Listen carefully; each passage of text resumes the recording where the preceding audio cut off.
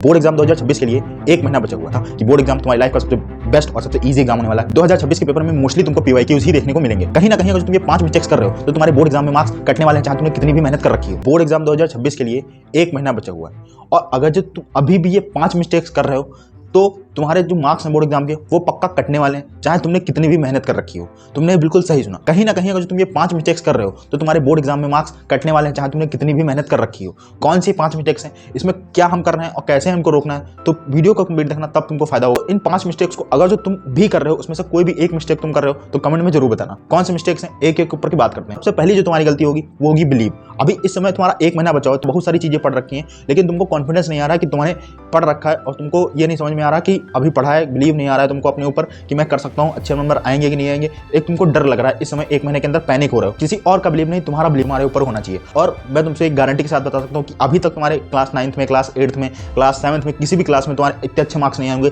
जितने अच्छे तुम्हारे क्लास 10th का पेपर जाने वाला है। पूरा बोर्ड एग्जाम तुम्हारा क्लास 10th का जाने वाला है। और अगर जो तुमको यकीन ना हो तो तुम जब क्लास 10th का पेपर दे के आना तब तुम इस वीडियो के नीचे आके कमेंट जरूर करना कि तुम्हारा पेपर कैसा गया है। क्योंकि मैं गारंटी के साथ तुमसे बोल सकता हूँ कि अभी तक का तुम्हारा पेपर कैसे भी गया हो, कितने भी बेकार नंबर आए हो, लेकिन क्लास 10th का जो एग्जाम होगा वो तुम्हारे लाइफ का सबसे ईजी एग्जाम होगा। इसलिए तुम अपने ऊपर बिलीव रखो और तुम कर सकते हो। Believe in your self. बात करते हैं प्रैक्टिस की। अब अगर जो तुमने पढ़ रखा है, कई सारी चीजें पढ़ रखी हैं, कई सारी चीजें तुमने याद कर रखी हैं, हर एक चैप्टर को अच्छे से तैयार कर रखा है, लेकिन उनको सिर्फ याद कर रखा है, ऊपर ऊपर से देख रखा है, उसकी प्रैक्टिस नहीं करी, उसके क्वेश्चन सॉल्व नहीं किए, तो तुम्हारा पढ़ने का कोई मतलब नहीं है, तुम्हारे मार्क्स जरूर कटने वाले हैं। तो इसलिए सबसे जो दूसरा पॉइंट है उसको प्रैक्टिस, अपनी प्रैक्टिस को अभी मिलाओ। एक महीना तुम्हारे पास सफिशिएंट है प्रैक्टिस करने के लिए। अगर तुम एक महीने के अंदर लग जाते हो तो एक महीने के अंदर जितना भी तुमने सिलेबस कंप्लीट कर रखा है, अभी कुछ नया पढ़ने का टाइम नहीं है, सिर्फ प्रैक्टिस करो। जितना भी तुमने पढ़ रखा है उसको सब प्रैक्टिस करो। एक महीने के अंदर सब कुछ प्रैक्टिस कर डालो। थर्ड पॉइंट पे बात करते हैं, वो है तुम्हारा पीवाईक्यूज इग्नोर करना। अब तुम प्रैक्टिस तो कर रखे हो सकता है तुमने कई सारी मोटी मोटी बुक्स लगा रखी हो, लेकिन तुमने पीवाईक्यूज को ना कर रखा हो। अगर तुमने पीवाईक्यू नहीं कर रखे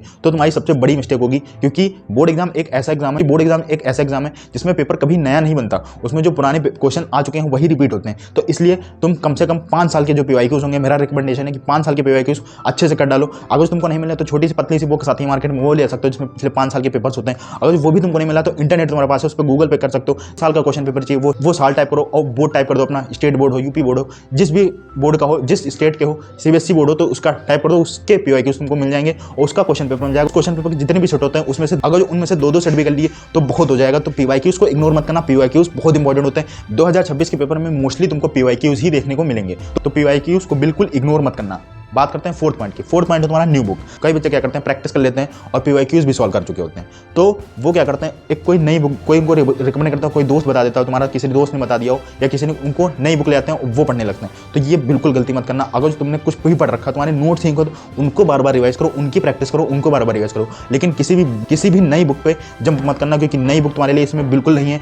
तुम अगर जो बुक पढ़ना ही चाहते हो, तो अगर तुम्हारा सब कुछ सिलेबस कंप्लीट हो चुका है, बुक तुम पढ़ना ही चाहते हो तो सिर्फ एनसीईआरटी पढ़ सकते हो। एनसीईआरटी की बैक एक्सरसाइज है उसको सॉल्व सकते हो, एनसीईआरटी के इंटेक्स्ट के जो क्वेश्चन है वो लगा सकते हो, लेकिन कोई भी नई बुक मत करना। चाहे भले ही कोई तुमसे बोल रहे हो कि इस बुक से ही क्वेश्चन आएंगे, और खुद एग्जामिनर ही क्यों ना बोल रहा हो कि इसी बुक से वो पेपर बना हुआ, तो फिर भी तुम वो बुक मत करना। तुमको सिर्फ एनसीईआरटी करनी है अगर जो बुक करनी है तो। वैसे तो मैं रिकमेंड करूंगा जो तुमने पुराना पढ़ रखा हो, न्यूज़ पढ़ रखे हो, उन्हीं को रिवाइज करो और पीवाईक्यूज को सॉल्व करो। बस इतना ही रिकमेंडेशन मेरी तरफ से है, लेकिन कोई भी नई बुक पे जंप मत करना।